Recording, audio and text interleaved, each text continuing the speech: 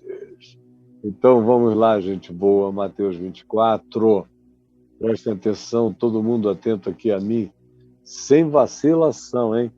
Sem vacilação. Vamos fazer o grupo subir. Vamos subir, minha gente, vamos subir. Vai chegando, vai subindo. Vai entrando e vai logo vendo o texto, conferindo. Mateus 24, Jesus está com os discípulos no Monte das Oliveiras.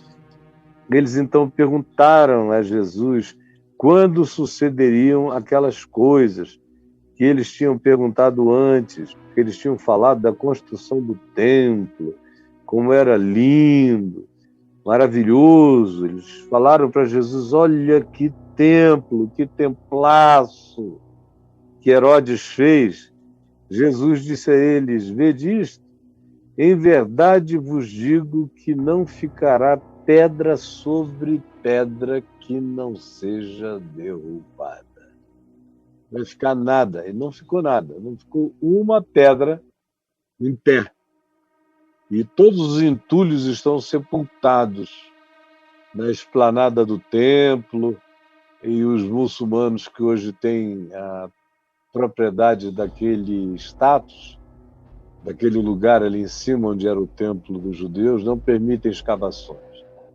Mas está lá embaixo uma quantidade enorme de coisas que os romanos não levaram, porque vocês sabem que com a destruição do Templo de Jerusalém, eles, de fato, concluíram,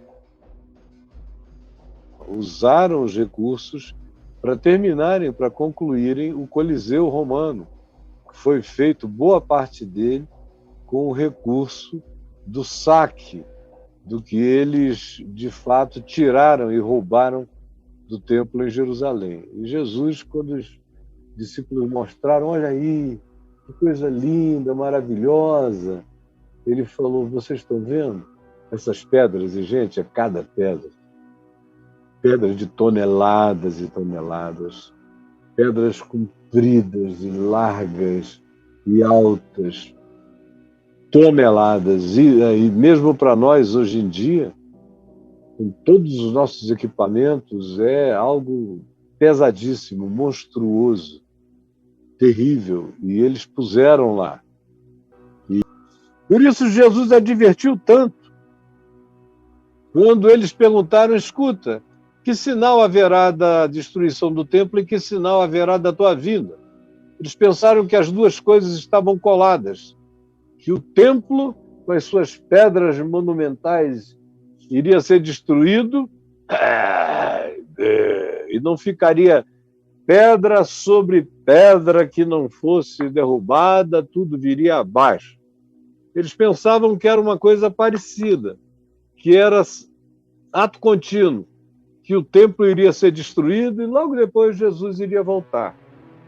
Acontece que o templo foi destruído e aconteceram todas as coisas que eu não tenho tempo aqui para narrar nesses últimos 2000 anos, e Jesus ainda não voltou, e tem muita gente que virou saduceu, que era aquele grupo ao qual pertenciam, na maior parte das vezes, os sacerdotes, que diziam que criam em Deus, por isso frequentavam os cultos, ofereciam só sacrifício, davam os dízimos e as ofertas, faziam tudo o que as escrituras antigas e de Moisés mandavam fazer, mas eles próprios não criam num Deus presente, que interviesse, que se manifestasse, não criam, nem esperavam o Messias que viesse.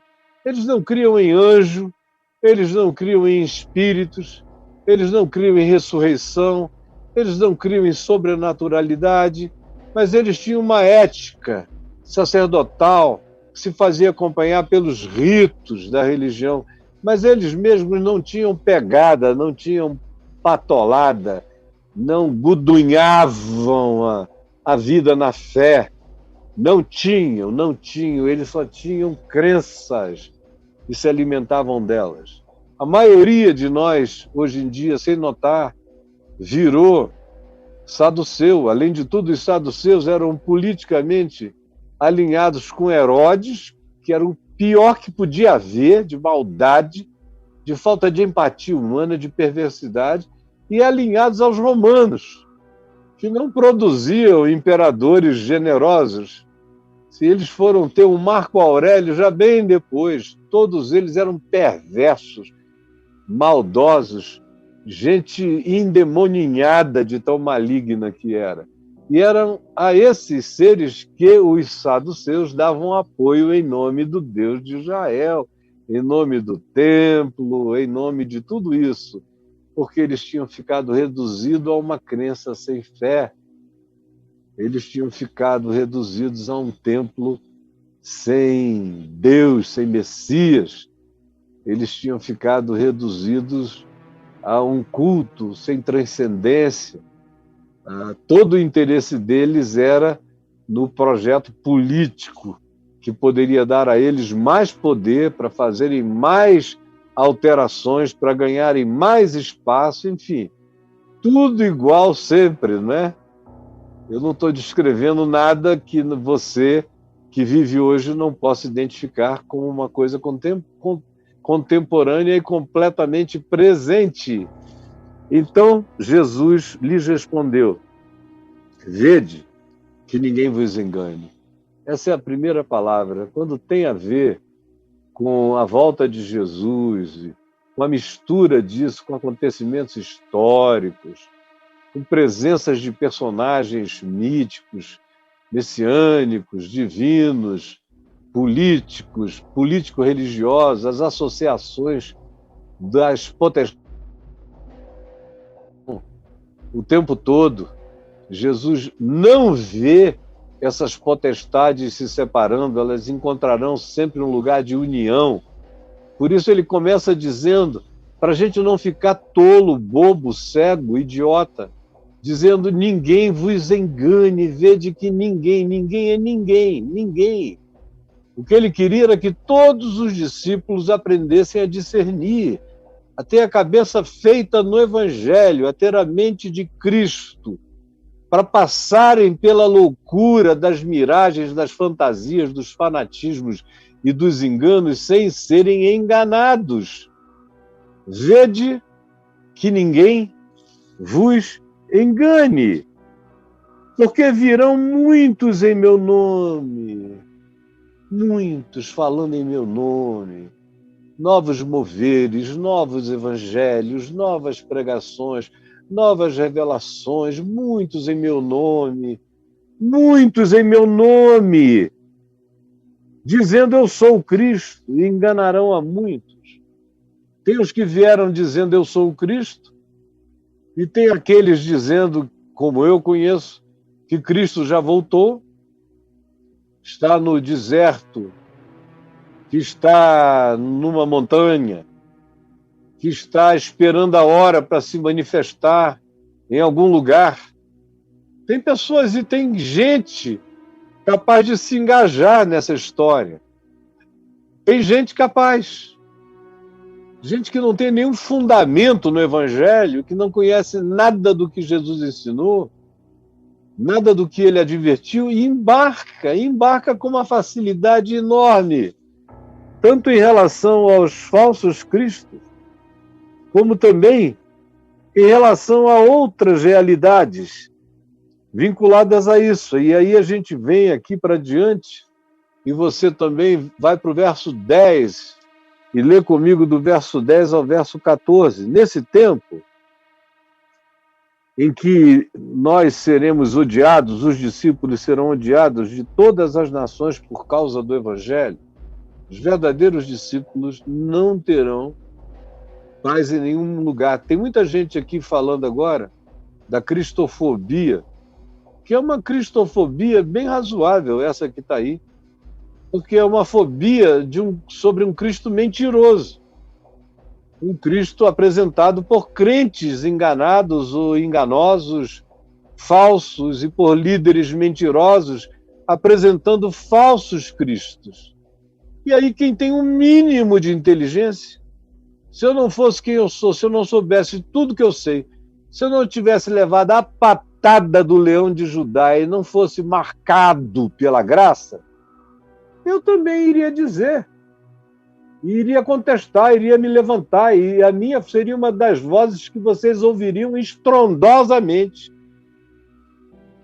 denunciando vocês como pervertedores e como gente inaceitável para viver em sociedade, porque os crentes se tornaram pessoas inaceitáveis, são socialmente perversas, totalmente incapazes de conviver com a diferença do outro. Eles querem criar um monobloco cultural contra todos.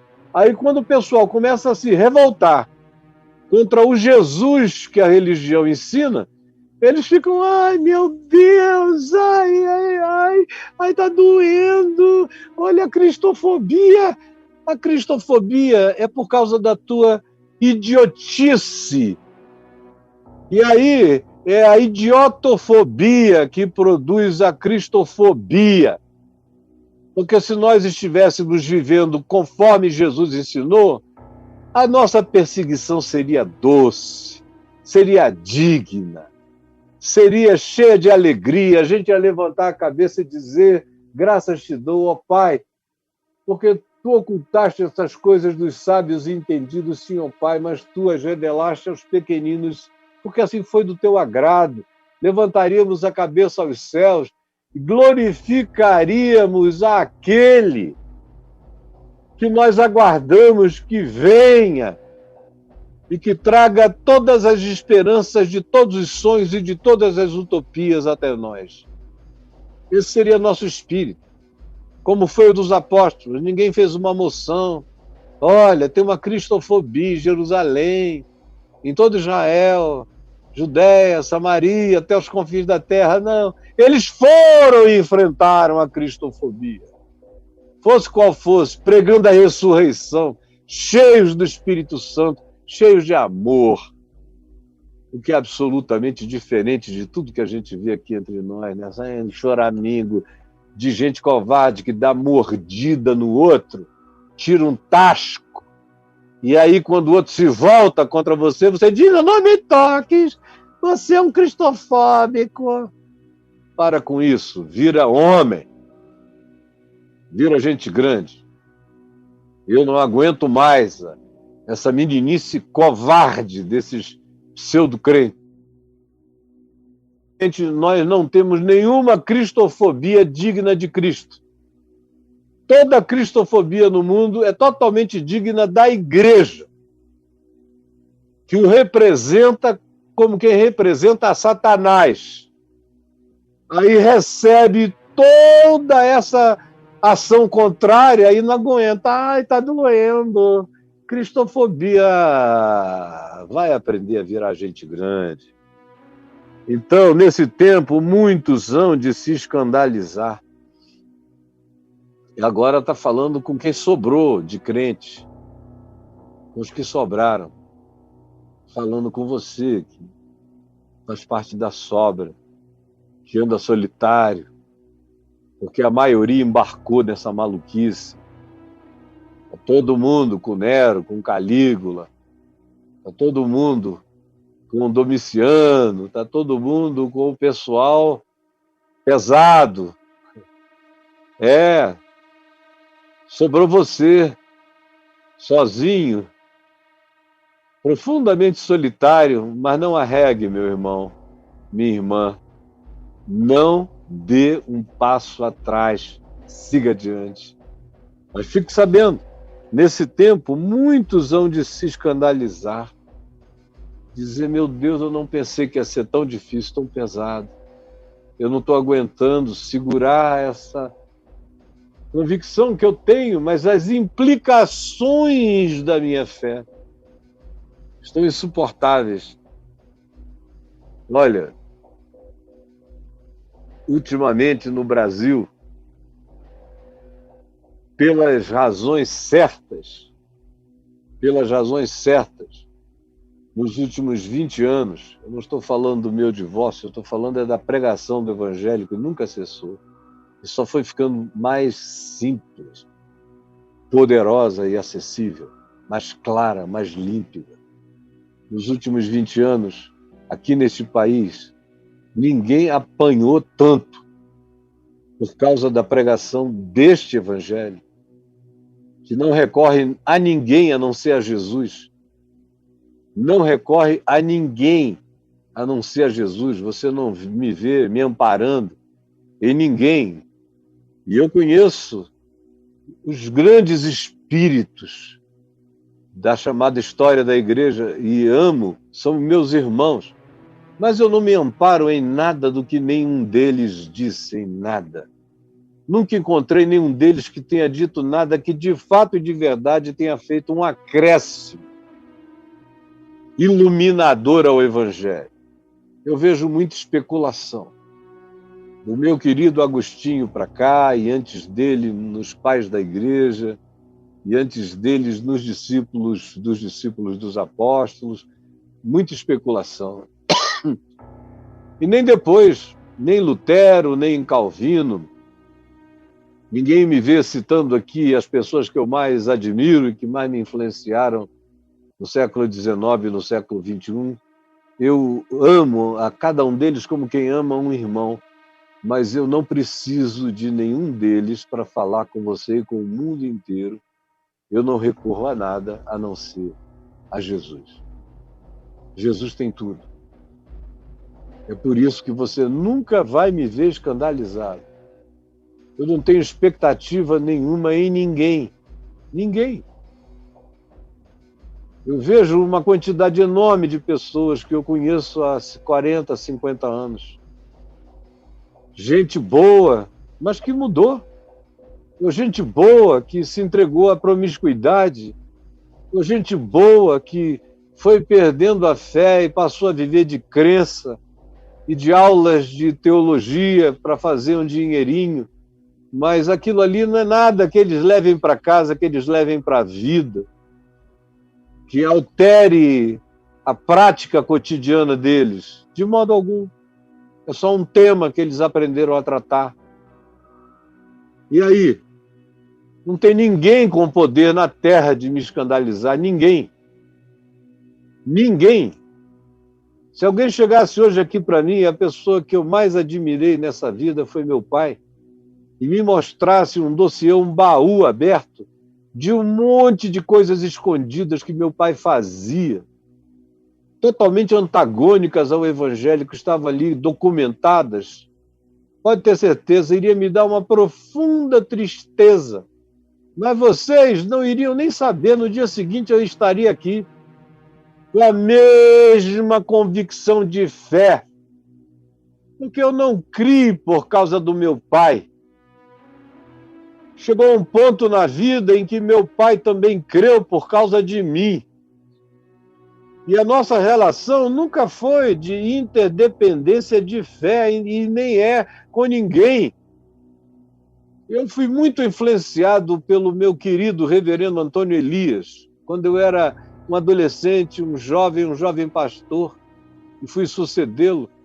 Mas qualquer coisa que me apresentassem, que ele pudesse ter feito de negativa, jamais teria o poder da coisa nenhuma, porque eu não sou discípulo de nenhum deles. E Jesus nunca picou fundo, nunca negou fogo, nunca retrocedeu. Ele foi obediente até a morte, morte de cruz, e arrebentou a morte de dentro para fora, ressuscitando de entre os mortos. Não há poder na terra e no céu capaz de me fazer me escandalizar. Depois do que eu sei, do que eu conheço, do que eu provo, do que eu experimento, de Jesus em mim e de mim em Jesus, não há mais escândalo possível. Aí eu fico tão triste quando eu vejo pessoas que não podem ver um amigo querido ou uma amiga pisar na bola, que perdem a fé, não querem saber de mais nada.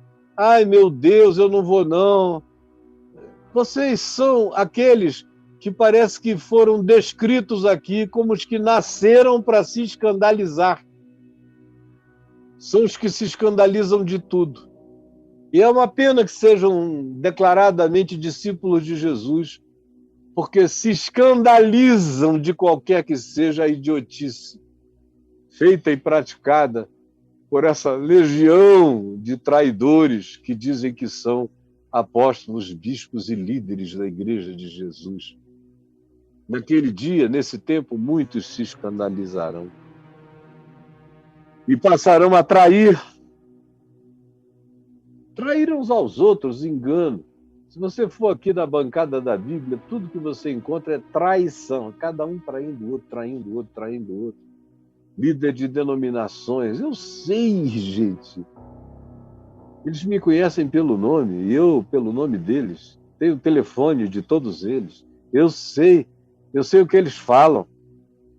Eu sei como eles descem a lenha, como eles traem e enganam, como eles passam a perna uns nos outros, como eles roubam gente, campo, templo, igreja. Roubam, traem. Eu conheço alguns que me disseram com um sorriso estranho na boca que tinham tido relações sexuais com a mulher do colega mais importante da denominação. Ele me odeia, mas eu também peguei a mulher dele, dizendo isso como vingança. Porque o que mais existe é traição. Então por que eu vou me escandalizar se Jesus já me disse que muitos haveriam de trair e enganar? Como ele prossegue dizendo, escandalizar, trair e odiar uns aos outros, odiar. Eu sei desse ódio porque eu sei que tem gente que me odeia mesmo. E você sabe também. Você conhece uma quantidade enorme de pessoas que me odeiam. Se você chegasse e dissesse, olha, o Caio morreu hoje à noite, amanheceu morto, eles iriam dizer também, foi a mão do Senhor que pesou sobre ele, porque ele estava destruindo a igreja, levando milhões a crerem num outro evangelho que não é o evangelho da igreja, da nossa igreja. Foi a mão de Deus, eu sinto muito, mas ele precisava ser parado mesmo, porque ninguém estava parando o cara, Deus foi lá e parou. E dizem isso com muito ódio, e você sabe disso. Mas você fica escandalizado quando faz um ensaiozinho de seguir a Jesus, aí começam a perseguir você, você já volta 20 passos atrás, né? Como eu tenho colegas que, na prática, creem em tudo que eu digo e ensino aqui, que se encontrarem comigo no particular, eles vão repetir tudo que eu digo e ensino aqui, como sendo algo que eles creem também. Mas se você trouxer um líder, ou 2, ou 3, ou 4 da igreja deles e puser na mesa, ele já vai fazer uma média brutal, extraordinária, vai virar outra coisa, e eu fico olhando, digo, meu Deus, eu pensei que tinha tido jeito, mas não, continua comprometido com o evangelho da instituição e não com o evangelho de Jesus e da ressurreição dos mortos e dessa liberdade plena. Muitos haverão de se escandalizar, haverão de trair e virão a odiar uns aos outros intensamente. Então, nesse período, onde está todo mundo escandalizado, traindo e odiando, levantar-se-ão muitos falsos profetas e enganadores que enganarão a muitos, porque esse pessoal só se escandaliza do evangelho, mas eles não se escandalizam dos falsos evangelhos. E aí, em relação aos falsos evangelhos, eles vão aos montes. O problema deles é com o genuíno evangelho de Cristo Jesus, assim como foi nas páginas do evangelho. Minoria que seguia Jesus e uma maioria permanecia distante ou hostil, ou esperando os acontecimentos, ou seguindo os fluxos indicados por outros, assim também entre nós, em abundância, para todo lado. Eu acho um milagre sem tamanho, que haja tanta gente aqui comigo, em todas as plataformas somadas, São tantas pessoas, isso dá mais de 1 milhão de pessoas aqui que se inscrevem e que mandam umas para as outras. Lá no fim chega a 2 milhões, a 3 milhões de gente alcançada.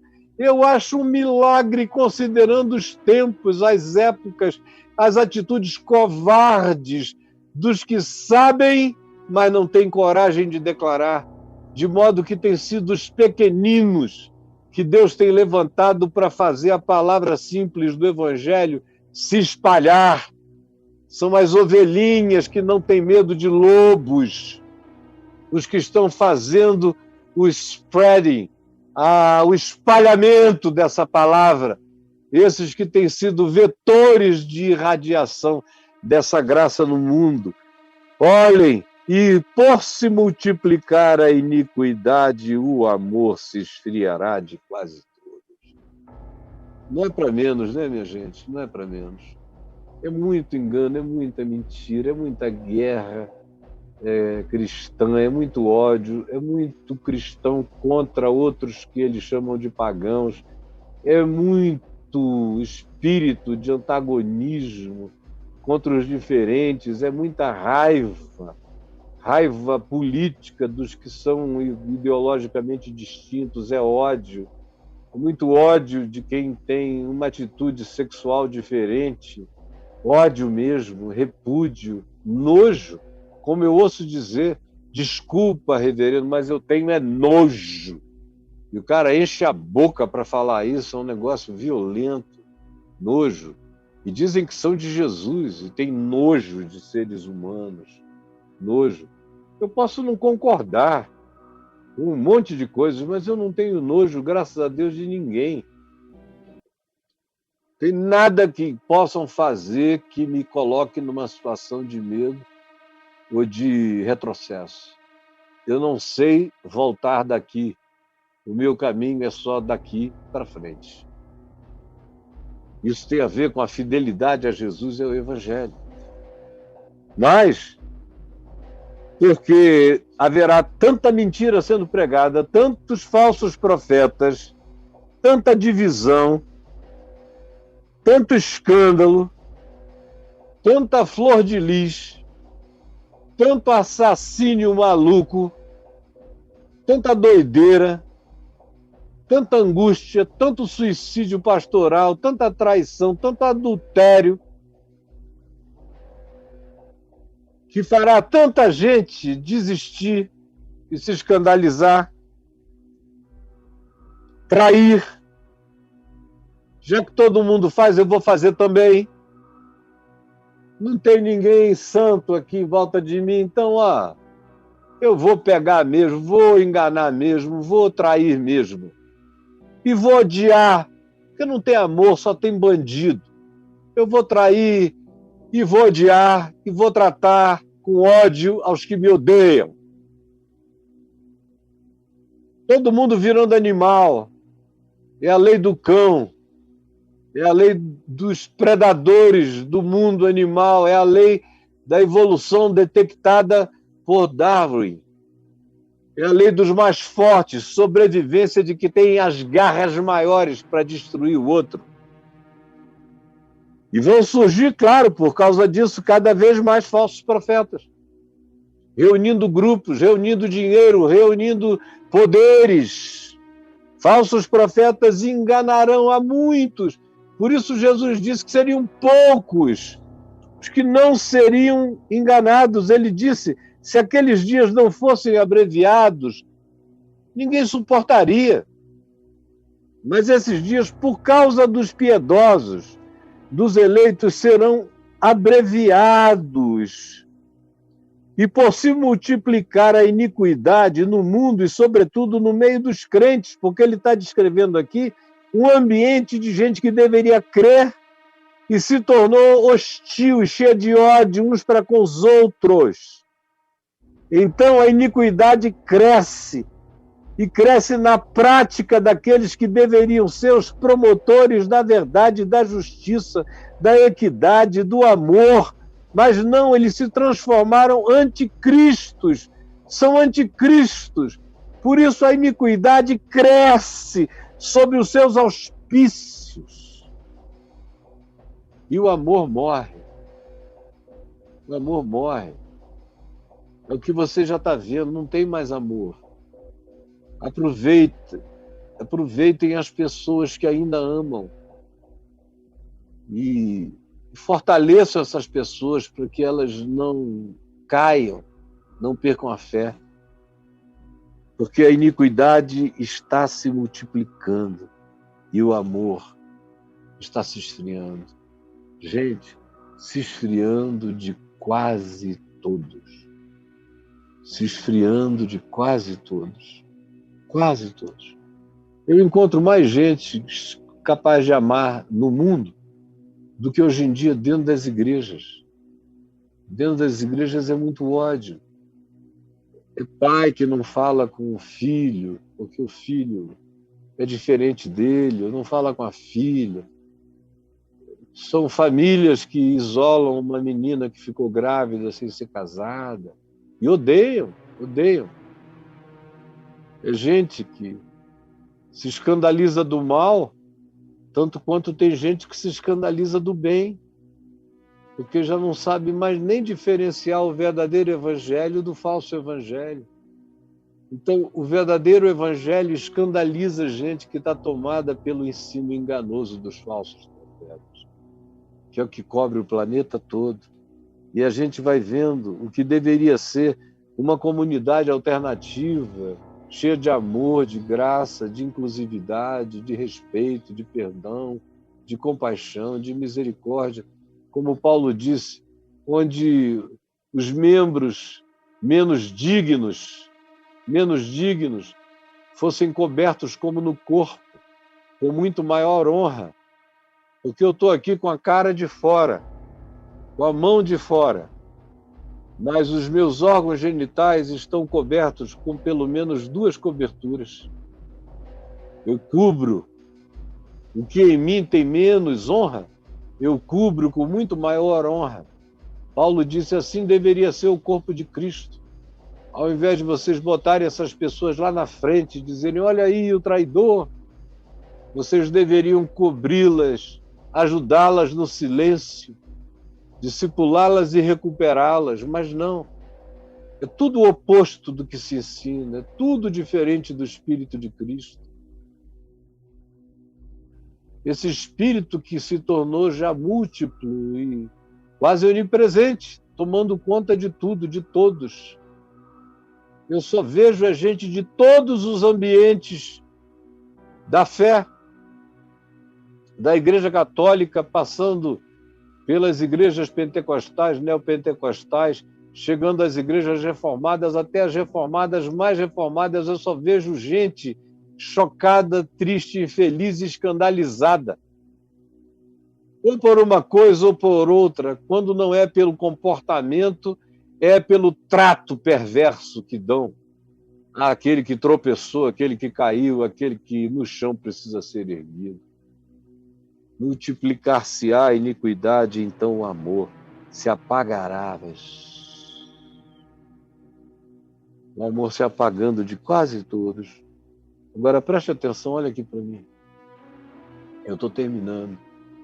Aquele porém que perseverar até o fim, que atravessar essa loucura toda, esse será salvo. Aquele que atravessar a loucura será salvo. E não fique olhando demais para o abismo, porque, como disse Nietzsche, ele conversa de volta com você. Olhe para os céus, de onde há de vir a sua redenção. E olhe para Jesus, o autor e o consumador da fé, que é o nosso apóstolo, bispo e guia eterno. Os olhos bem firmes em Jesus, o autor e o consumador da nossa fé, prossigamos essa carreira que nos está proposta sem olhar para trás. Você está me entendendo? Eu venho aqui todos os dias trazer uma exortação no Espírito Santo, no Evangelho, para fortalecer o coração de quem quer que queira receber esse fortalecimento. E eu peço agora a Ti, Jesus, eu peço a Ti, Jesus, que essa palavra, tão simples, com a descrição do que disseste, com tons renovados pela realidade que nos cerca, eu peço que essa palavra esteja chegando a todos e não encontre reação negativa no coração de ninguém. Que, ao contrário, todos nós sejamos convencidos do pecado, da justiça, do juízo. Tenhamos o coração dissolvido, quebrantado, curvado diante da Tua sabedoria e com desejo de obedecermos essa sensatez que nos salva da loucura, essa sanidade que nos capacita a atravessar a sandice dos tempos, da história, da igreja e dos crentes todos. Salva-nos das mensagens malignas e dos apelos enganosos. É o que eu te peço, em nome de Jesus, com perdão dos meus pecados. Amém e amém.